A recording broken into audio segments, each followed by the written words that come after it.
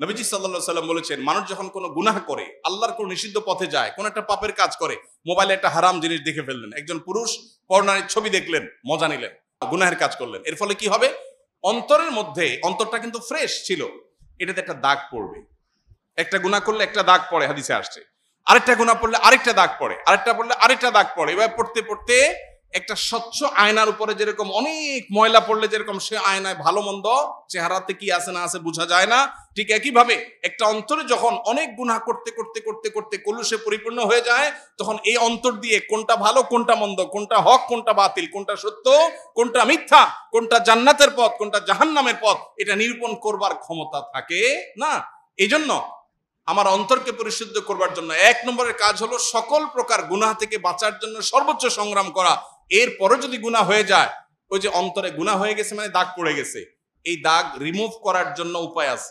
Glass পরিষ্কারের জন্য যেরকম গ্লাস ক্লিনার আছে, ঠিক একইভাবে অন্তর পরিষ্কারের জন্য কল্ব ক্লিনার আছে। সেই ক্লিনারের নাম হলো তওবা। সেটার নাম কি?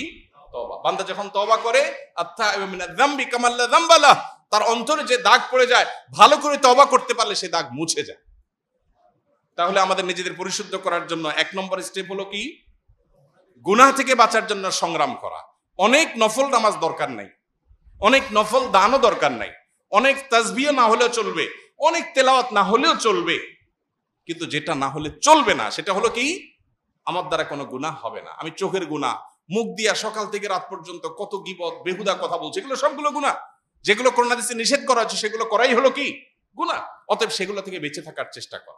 যদি কোনটা হয়ে গেছে আমি টের পাই, এই কথাটা তো বলা ঠিক হয়নি, আমার অন্যায় হয়ে গেছে, দেরি না করে সাথে সাথে রিমুভার দিয়ে সেটাকে রিমুভ করা, অর্থাৎ তওবা করা যে আল্লাহ আমি অন্যায় করেছি, আর করবো না, এটাই রিমুভার।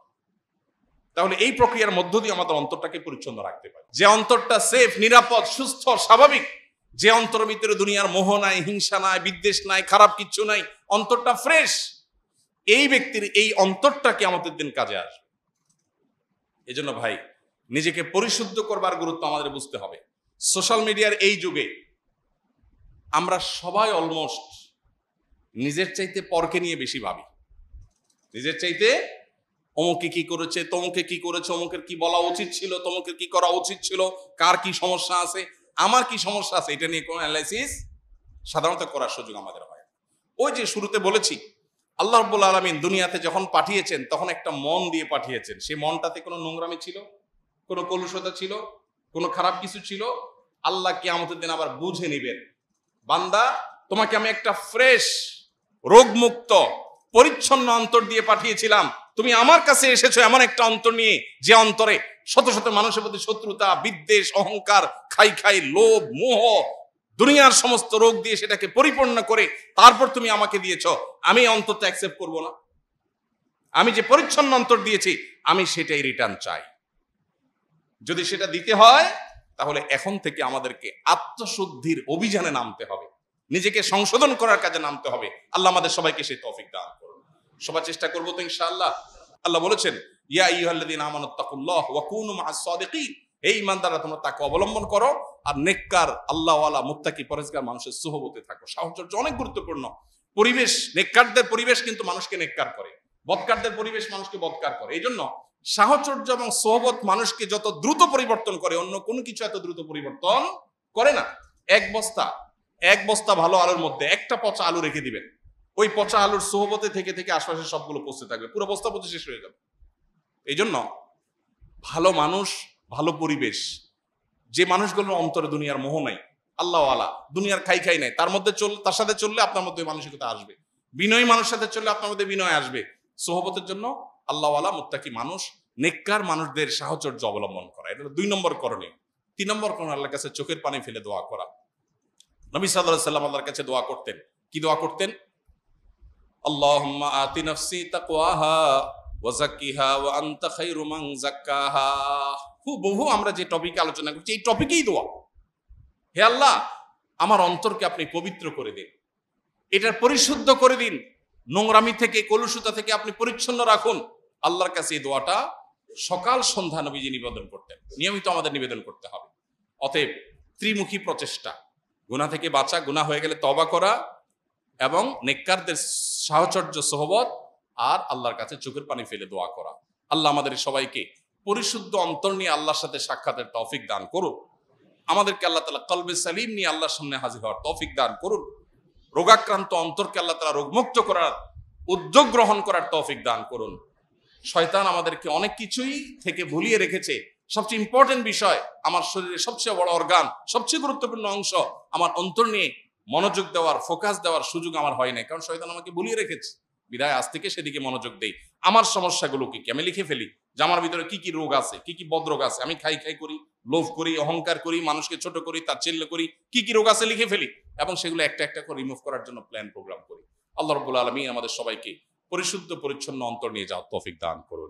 নামাজ, রোজা, হজ, যাকাত, হালাল উপার্জন, পর্দা করা, বাবা মার কথা শোনা, এসব বিষয়গুলো যেরকম ফরজ, ঠিক একইভাবে নিজেকে সংশোধন করা, আত্মশুদ্ধি করা, নিজের পরিশুদ্ধির জন্য উদ্যোগী হওয়া, এটাও একটা ফরজ।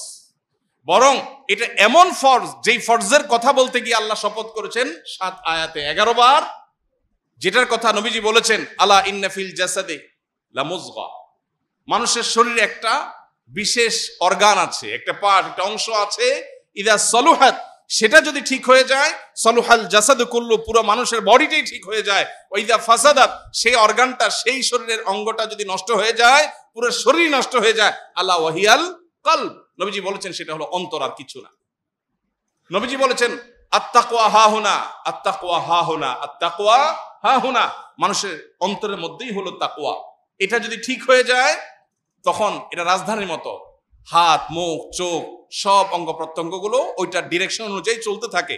আর যখন ভেতরে অহংকার থাকে, তখন বাহির দিয়ে বিনয়ের ভাব ধরে, আসলে মনে কি অহংকার। এতবার শপথ করি তোমাদেরকে বলছি, বান্দারা শুনো, তোমাদের মধ্যে যে ব্যক্তি নিজেকে পরিশুদ্ধ করতে পারলো, যার আত্মশুদ্ধি হয়ে গেল, এই ব্যক্তি শেষ হাসি হেসে ফেললো, জান্নাতি হয়ে গেল, সাকসেস হয়ে গেল। ওয়াকাদ খাবা মান দাসাহা, আর যার নিজের আত্মাকে পরিশুদ্ধ করতে পারলো না, যার তাসকিয়া হলো না, যার পরিশুদ্ধি হলো না, যে অপবিত্র থেকে গেল, যার ভিতরে অহংকার আছে, দুনিয়ার মোহ আছে, যার ভিতরে হিংসা আছে, বিদ্বেষ আছে, অন্যের প্রতি শত্রুতা আছে, অন্তরের রোগে ভরা, তার অন্তর কলুষযুক্ত, তার দেহ হয়তো অনেক সুন্দর, সে হয়তো নামাজে পড়ে, সে হয়তো বাহ্যিকভাবে দাঁড়িয়ে রাখে, কিন্তু তার আত্মা যদি অপবিত্র হয়, আত্মা যদি পরিচ্ছন্ন না হয়, তার মনটা যদি নোংরা হয়, তার মনের ভিতরে যদি হারাম থাকে, তার ভিতরে বাতিনি গুনাহ যদি থাকে, তাহলে সে ক্ষতিগ্রস্ত, সে জাহান্নামী। এই কথা বলার জন্য আল্লাহ 11 বার টানা বিরতিহীন শপথ করেছে। ভাইরা আমার, তাহলে যেই ফরজটার ব্যাপারে আল্লাহ তাআলা কোরআনে এত গুরুত্ব আরোপ করেছেন, যে কথা বলতে গিয়ে টানা 11 বার শপথ করেছেন 7টি আয়াতের মধ্যে, সেই বিষয়টা আমাদের কাছে সবচেয়ে অবহেলিত। আস-সুন্নাহ ফাউন্ডেশন, উম্মার স্বার্থে সুন্নাহর সাথে।